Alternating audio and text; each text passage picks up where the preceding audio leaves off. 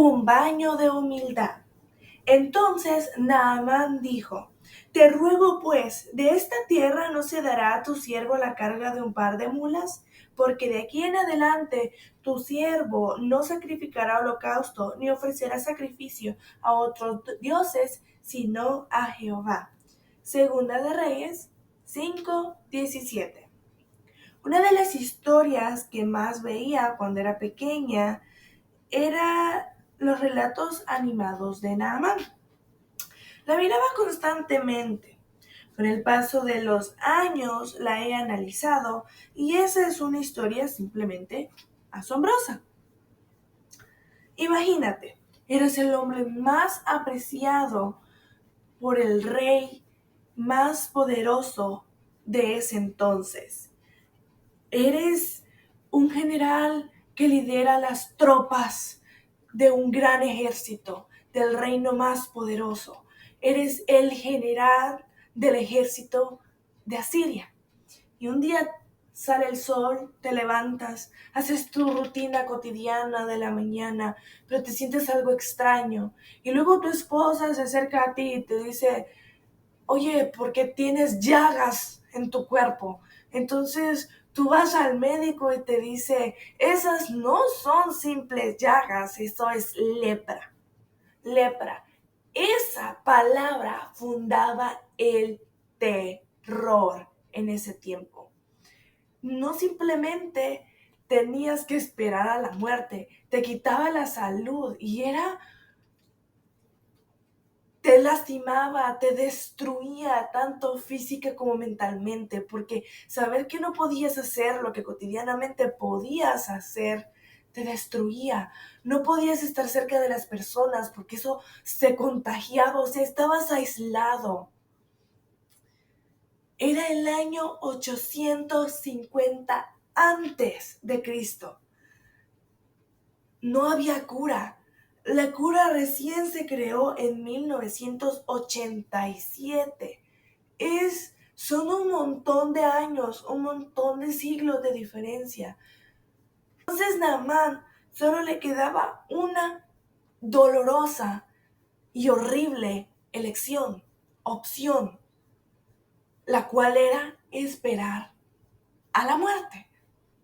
Pero una de las criadas de la esposa se acercó a la esposa de Naamán y le dijo: Señora, yo conozco a alguien llamado Eliseo en Samaria que puede curar al Señor, que puede curar a su esposo.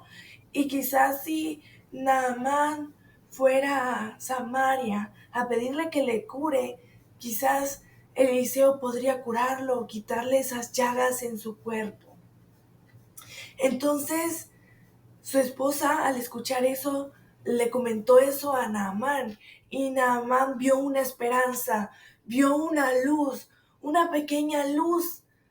Esa luz que podemos creer que es en vano seguirla, pero no tenemos nada que perder, entonces allá voy.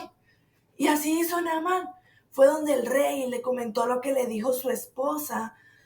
Y el rey le dijo: ok, mandaré unas cartas al rey de Israel y quizás él acepta y lleva estos regalos a él para que te acepte, para que puedas entrar a su territorio, para que ese hombre llamado Eliseo, ese israelita, pueda curarte. Hizo el viaje con sus criados y con las cartas.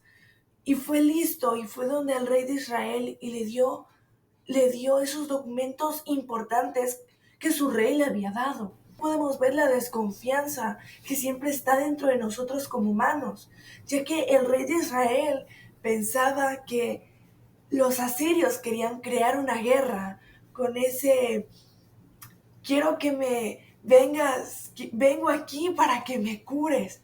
Entonces el rey de Israel estaba con recelo porque podía causar una guerra, eran sus enemigos. Eliseo, al escuchar que el rey había rasgado sus vestiduras porque se había enojado con los asirios, con esa propuesta loca, con esas cartas, con esas cartas que para él no tenían sentido, esas cartas que para él era más bien una mentira, porque él sentía miedo de que iba a pasar una guerra, de que realmente eso iba a causar una guerra. Entonces Eliseo, al escuchar eso, le dijo al rey de Israel: manda a ese general, manda a ese hombre a la puerta de mi casa y yo le ayudaré a que se cure, para que sepan que hay un profeta, que hay un siervo de Dios aquí que los puede sanar. El rey tomó valor por esas palabras que le dio ese profeta Eliseo, que le dio Eliseo, y él dijo: ok, puedes ir. Y así fue. Naamán llegó a la casa de Eliseo.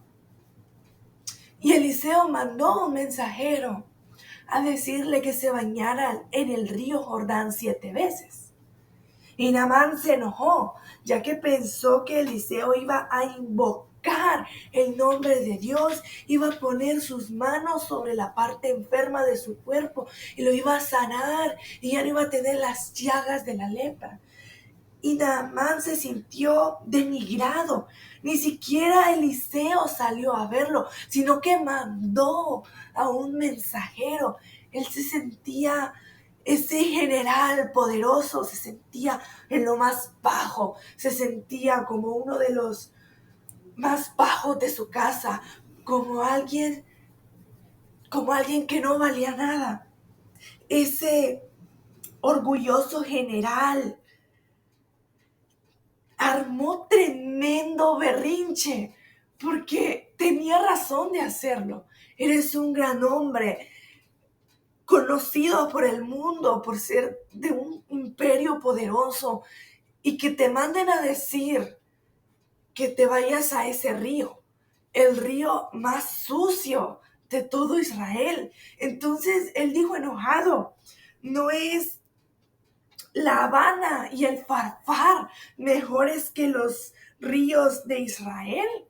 Él estaba diciendo: en mi Damasco, donde yo pertenezco, hay mejores ríos que aquí. Tú me mandas ese río asqueroso, que quién sabe qué puede haber ahí. Pero es que Dios veía la necesidad que ese carácter, que ese gran general necesitaba para tener. Necesitaba humildad, necesitaba una transformación. Así que cuando Naamán entendió su condición, accedió a lavarse en ese río lleno de fango, en ese río que él había dicho que no quería. Él aceptó hacerlo. Se sumergió la primera vez y salió otra vez con la lepra, con esas llagas en la piel. Y él quizás pensó: esto no va a funcionar, estoy perdiendo mi tiempo, pero no tengo nada que perder. Así que se sumergió otra vez y salió. Y así la segunda, y así la tercera, la cuarta, hasta llegar a la séptima. Y en la séptima, ¡pum!, salió. Ya no tenía llagas, estaba renovado. Él ya no tenía lepra, él estaba bien. Y así humildemente regresó a la casa de Eliseo y reconoció el poderío de Dios como Dios poderoso de todo el mundo y del universo. ¿Con cuánta frecuencia tenemos que ser sumergidos en el Jordán de la humildad para ser como Dios quiere que seamos? Amén.